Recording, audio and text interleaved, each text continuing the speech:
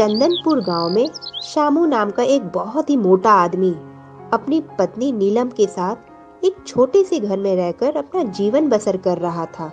शामू का पेट बहुत ही बड़ा था और वो हालत में भी बहुत मोटा था।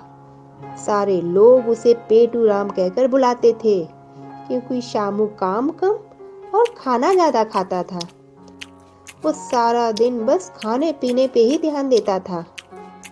अब शामू की पत्नी शामू के लिए रोटियां डाल डाल कर थक जाती थी, पर शामू की भूख है कि मिटने का नाम तक नहीं लेती थी। अब एक दिन की बात है, पता नहीं वो कौन सी मनहूस घड़ी थी जो मेरी शादी इस आटे की बोरी के साथ हो गई। इसके लिए रोटियां डाल डाल कर मेरी तो हालत ही खराब होने लग गई। सवेरे से शाम हो गई रोटियां डाल डाल कर, पर इस आदमी के भूख का मिटने तक का नाम नहीं ले रही। अरे भूख मिटी या नहीं, या और 1000-2000 रोटियां डालूं आपके लिए? 1000-2000? अरे वाह, इतने सारी रोटियां खाकर तो मजा आ जाएगा। नीलम डालो 1000-2000 रोटियां। अरे सत्यानाश हो आपका भुक्कड़ आदमी, क्या पिछले जन्म में हाथी थे क्या? अरे हाथी भी एक टाइम में इतना नहीं खाता होगा जितना आप इंसान होकर ठूस रहे हो अपने पेट में। क्या नीलम, अभी तो मैंने नाश्ता इतना भी नहीं खाया। नाश्ता इतना? अरे जितना खाना अभी आपने खाया है ना, उतना खाना लोग शादियों में बारातियों के लिए बनाते हैं। इसमें 100 लोग खाते हैं। क्या नीलम, मुझे इतने जोरों की भूख लगी है और तुम मुझे खाना खिलाने के बजाय बातें सुना रही हो। जाओ, मैं अब तुम्हारे हाथों का खाना नहीं खाऊंगा। इतना कहकर शामू घर से बाहर चला आता है। पता नहीं क्या होगा इस आदमी का, खा खा कर एक दिन फट जाएगा ये। अब इधर शामू गांव में घूमने लगता है, तभी उसे एक घर से बिरयानी की खुशबू आती है। आहा, अरे इस घर से तो बिरयानी की खुशबू आ रही है। क्यों ना इस घर में चलकर बिरयानी का मजा लिया जाए। अब वो घर एक रमेश नाम के व्यक्ति का था, जिसकी बिटिया को देखने के लिए आज लड़के वाले आ रहे थे, इसीलिए उसके घर बिरयानी बनी थी। तभी शामू रमेश का दरवाजा खटखटाता है। जी देखिए, लगता है लड़के वाले आ गए हैं। एक बात सुन लीजिए, पहले मेहमानों को बिरयानी खाने देना है, उसके बाद ये आपने खाना है। मैंने एक कुकर बनाई है बिरयानी। अब रमेश जैसे ही दरवाजा खोलता है तो बाहर शामू खड़ा था। शामू को देखते ही रमेश की आंखें फटी की फटी रह जाती है। अरे बाप रे, ये पेटू राम कहाँ से आ गया? कहीं इसे बिरयानी की बात पता तो नहीं चल गई? अरे कमाल करते हो रमेश भाई, घर में बिरयानी बनाई है और हमें दावत नहीं दी। बिरयानी? अरे नहीं पेटू भाई, मेरा मतलब शामू भाई। हमारे घर तो दाल रोटी बनी थी जो हमने खा भी लिए। अरे क्या मेहमानों से बाहरी बातें करते रहोगे क्या? उन्हें अंदर तो ले आइए, बिरयानी ठंडी हो रही है। क्यों रमेश भाई, झूठ की भी हद होती है। अरे हटो यार रास्ते से।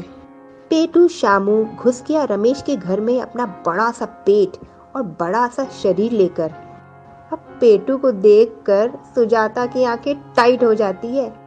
अब शामू घर में घुसते ही सीधे बिरयानी का कुकर अपने हाथ में ले लेता है और उसे खोलकर गपशप बिरयानी खाने लगता है। 4 से 5 निवाले में ही पेटू शामू आधा कुकर बिरयानी खत्म कर देता है। अरे शामू भाई, ये बिरयानी मेहमानों के लिए है। अरे हम भी तो मेहमान हैं रमेश भाई, कमाल करते हो। तभी सुजाता धीरे से रमेश के पास आती है और रमेश की पीठ में पीछे से एक जोरदार मुक्का मारती है। आह, क्या हुआ? जब दरवाजे पर यह भैंस का बच्चा खड़ा था तो इसे अंदर क्यों आने दिया? मेरी सारी बिरयानी देखो कैसे निगल रहा है ये। अब मैं मेहमानों को क्या खिलाऊंगी?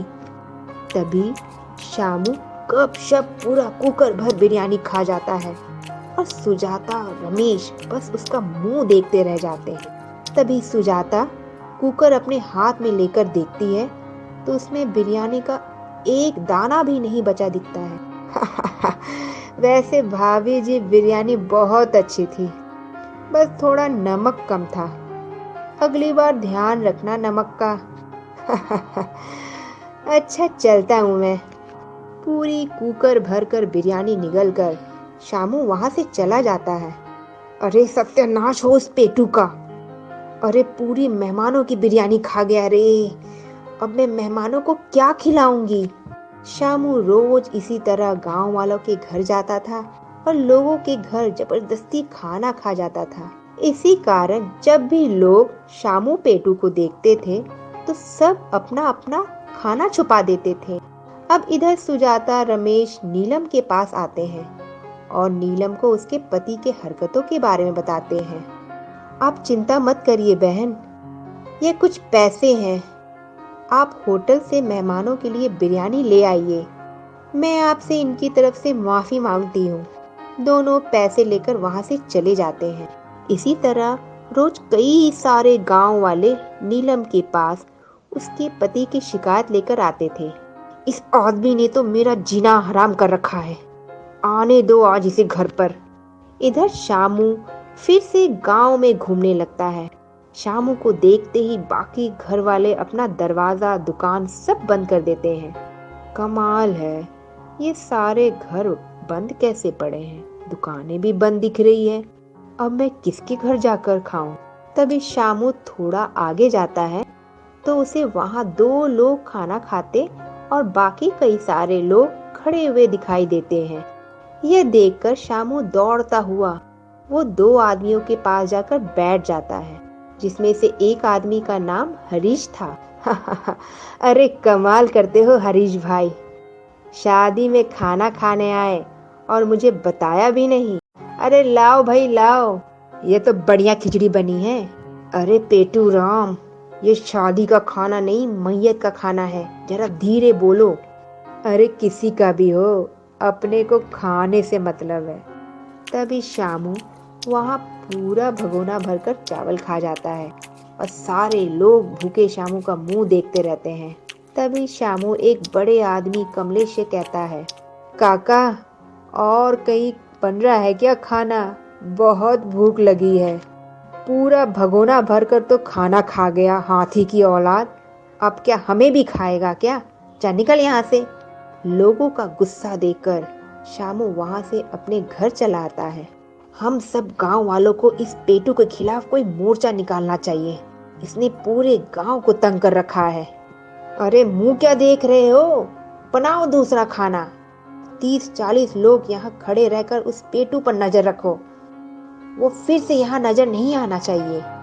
अब इधर नीलम पेटू शामू को बहुत बातें सुनाती है। मुझे नहीं रहना अब आपके साथ, रोज रोज आपके कारण गांव वाले की गालियां सुन सुनकर मैं परेशान हो चुकी हूँ। और ये मटके जैसा पेट जो लेकर घूम रहे हो ना, देखना एक दिन ये मोटापा आपकी जान का दुश्मन बन जाएगा। अब नहीं रहना मुझे इस घर में, मैं अपने मायके जा रही हूँ। इतना कहकर नीलम तेजी से बाहर चली जाती है। मेरी बात तो सुनो नीलम। नीलम, मोटापे के कारण शामू तेज नहीं चल पा रहा था और नीलम तेजी से वहां से चली जाती है। अब शामू धीरे धीरे हाँफते हुए नीलम के पीछे गांव के बाहर तक जंगल में पैदल चला आता है। अरे नीलम तो हवा की तरह पता नहीं कहाँ चली गई। अरे कहाँ ढूंढूं मैं इसे। अब शामू जैसे ही आगे बढ़ता है तभी जंगल से एक शामू के पीछे भागता हुआ आता है। अब शामू तो बहुत मोटा था, उसे तो दौड़ा ही नहीं जा। तभी शेर उसके सामने एकदम से आ जाता है। शेर को देखकर शामू बहुत घबराने लगता है।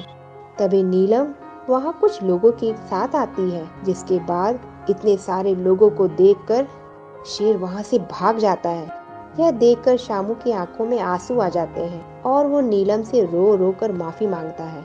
देखा, इसीलिए मैं कहती थी कि इतना मत खाओ, आज ये मोटापा आपकी जान ही ले लेता। नहीं भाग पाए ना शेर से बचकर। हाँ नीलम, आज अपनी मौत को इतने करीब से देखकर मुझे एहसास हो गया कि मेरा ये मोटापा मेरी जान का दुश्मन बन गया है। अब मैं वचन देता हूँ नीलम, अब से मैं कभी ज़्यादा खाना नहीं खाऊंगा और अपना ये मोटापा भी कम करूंगा। इसी तरह मोटे पेटू शामू की आंखें खुल गई और वो नीलम के साथ घर चला गया। उसके कुछ महीनों बाद में ही शामू का मोटापा बिल्कुल कम हो गया और वो नीलम के साथ एक हंसता खेलता जीवन बसर करने लगा। तो ये थी हमारी आज की कहानी। आशा करते हैं कि आपको कहानी अच्छी लगी होगी। जो अच्छी लगी हो तो लाइक जरूर करें और ऐसी ही कहानियां आगे भी सुनते रहने के लिए चैनल को सब्सक्राइब करना ना भूलें। फिर मिलेंगे आपसे एक नई कहानी के साथ। धन्यवाद।